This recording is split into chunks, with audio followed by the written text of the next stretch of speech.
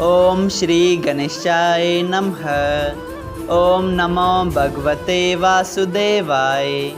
हरे कृष्णा कृष्ण कृष्णा हरे हरे, हरे राम राम राम हरे हरे। तव्हां सभिनी हरि भक्तन के नमस्ते। प्यारा भक्तों, ही कथा पाण गुरु कृपा से हासिल करे रहा आयूं। श्री गणपति सरस्वती जो दरे ध्यान करियां थो मां भागवत महापुराण जो बयान, जंहिंमें व्यासदेव ऐं श्री सुखदेव जी कयो आहे श्री कृष्ण लीला जो गुणगान। सभई चयो जय भागवतम महापुराण। प्यारा भक्तों, कल कथा में पाण श्रीमद् भागवत महापुराण साहिब जे 10 स्कंद जे 2 अध्याय जे 2 भाग में ॾिठो त श्री सुखदेव जी स्वामी ॿुधाइनि था, जॾहिं सभिनी देवताउनि अची हिन पृथ्वी ते गोकुल ऐं मथुरा में जन्म वरितो, तॾहिं श्री नारायण जी लक्ष्मण खे बलराम, भरत खे प्रद्युमन ऐं शत्रुघ्न खे अनर्दे ठाहियो ऐं माता सीता खे रुक्मणीअ जे नाले सां अची अवतार वठण लाइ चयो। तंहिं बाद पाण ॾिठो त कहिड़ी रीत बलराम माता देवकीअ जे गर्भ मां जोग माया जे ज़रिए माता रोहिणीअ जे गर्भ में वञनि था ऐं जोग माया परमेश्वर जी आज्ञा सां इहो सॼो हाल अची माता देवकी ऐं वासुदेव खे ॿुधायो। प्यारा भक्तों, अचो त अॼु पाण श्रीमद् भागवत महापुराण साहिब जे 10 स्कंद जे 2 अध्याय जे 3 भाग में श्री कृष्ण अवतार जी कथा ॾिसूं। श्री सुखदेव जी स्वामी चवनि था त हे राजा परीक्षित, हाणे मां तोखे श्री कृष्ण भगवान जे अवतार जी कथा ॿुधाइण थो वञा। हे राजा, सावण सदी चतुर्दशी बुध जे ॾींहुं बलभद्र रोहिणीअ जे पेट मां गोकुल में जन्म वरितो ऐं जोग माया यशोदा जे पेट में वञी गर्भवास कयो ऐं वेंकटनाथ जगत जो मंगल करण वारो देवकीअ जे गर्भ में आयो।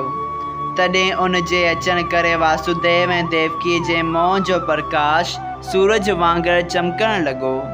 देवकीअ जे गर्भ में प्रभुअ जे वास कंदे ही ब्रह्मा ऐं ॿियनि देवताउनि संदसि स्तुति कई।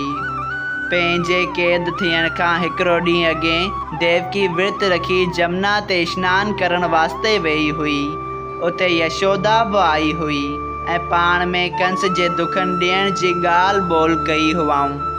तंहिं ते यशोदा देवकी खे चयो त मां पंहिंजो पुटु तोखे ॾेई तुंहिंजो पुटु पालींदसि। इहो अक़रार ॿई पाण में करे घर हलियूं आयूं। जॾहिं देवकीअ खे 8हों गर्भ थियो, तॾहिं कंस इहो हाल ॿुधी क़ैद खाने में अची वॾनि राक्षसनि खे पेरे ते मुक़ररु कयो ऐं वासुदेव खे चयाईं, तूं पंहिंजे मन में का बि दगा न रखी, जॾहिं 8हों छोकिरो पैदा थिए तॾहिं यकदमि मूं वटि पहुचाइजि, जो मूं तुंहिंजे अक़रार मूजिबि देवकीअ जो साह न कढियो।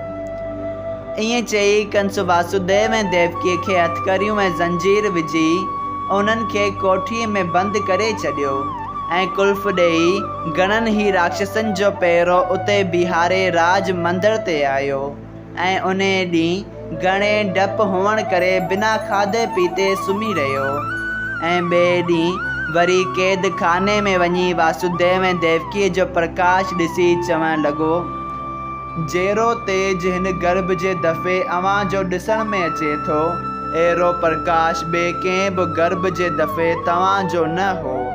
उन करे मां ॼाणा थो त मुंहिंजो मारींदड़ हिन गर्भ में आहे। जॾहिं कंस खे हरि मंदर जे दर्शन करण सां इहो ज्ञान प्राप्त थियो, तॾहिं चवण लॻो, जेकर देवकीअ खे हींअर ई मारे छॾियां पर दुनिया जी बदनामी ऐं पाप खां डिॼां थो त लोक चवंदा त राजा थी गर्भ वारी स्त्रीअ खे मारियईं ऐं अहिड़े अधर्म करण सां मुंहिंजो नामूस पुञ ऐं उमिरि जो नुक़सानु थींदो। तंहिं करे जेको ॿार पैदा थींदो तंहिंखे मारींदसि।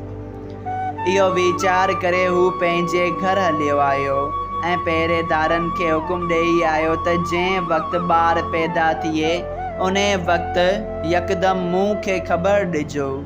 ऐं एतिरी चौकसी ऐं पहिरें हूंदे बि पंहिंजे मौत जे डप खां हर रोज़ु उते वञी ख़बर रखंदो हो ऐं गर्भ जे तेज ॾिसण खां ॾींहुं राति व्याकुल रहंदो हो। ऐं वासुदेव देवकी पंहिंजा दुख ॾिसी हरी चरणनि जो ध्यानु कंदा हुआ।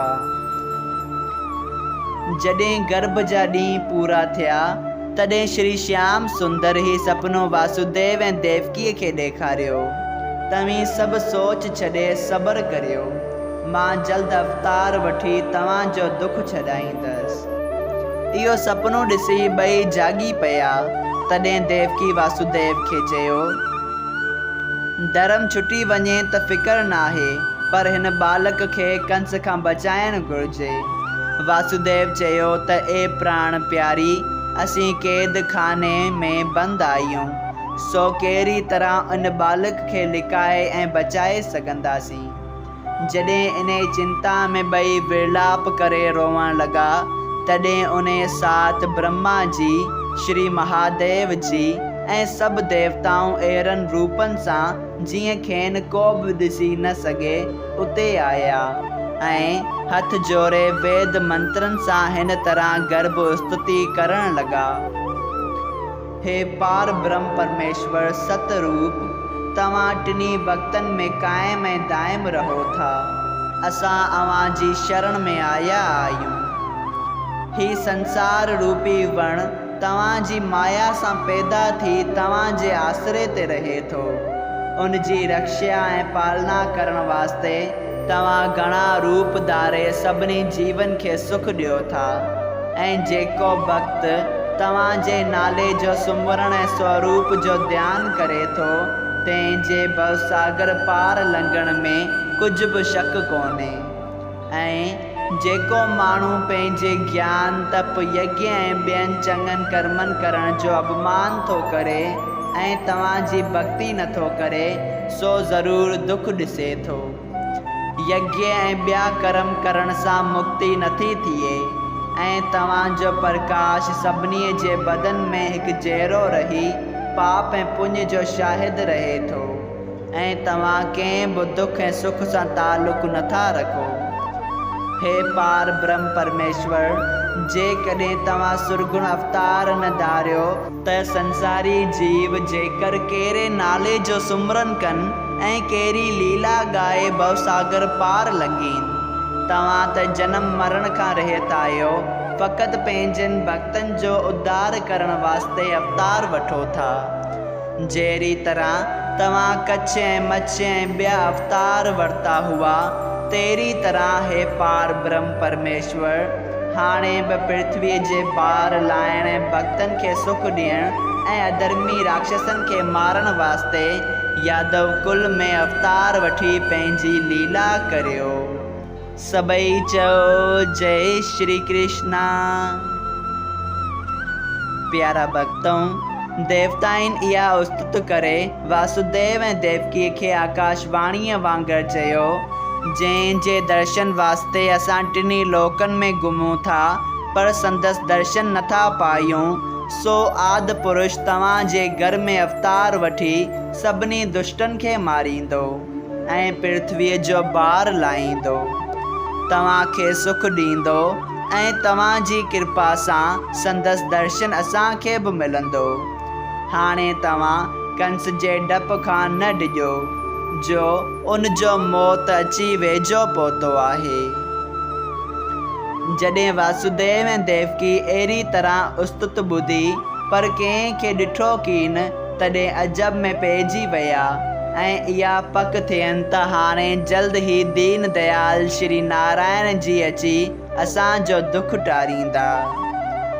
एतिरी कथा ॿुधाए श्री सुखदेव जी चयो त हे राजा, इहा उस्तुत करे ब्रह्मा जी ऐं ॿिया सभई देवताऊं पंहिंजनि पंहिंजनि आस्थाननि ते हलिया विया।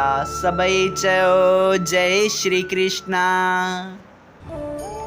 श्रीमद् भागवत महापुराण साहिब जे 10 स्कंद जो ॿियो अध्याय संपूर्ण थियो।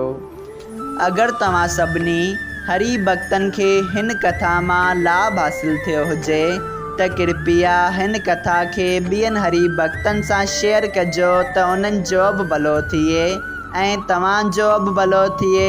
सभई चयो जय सिया राम, राधे राधे।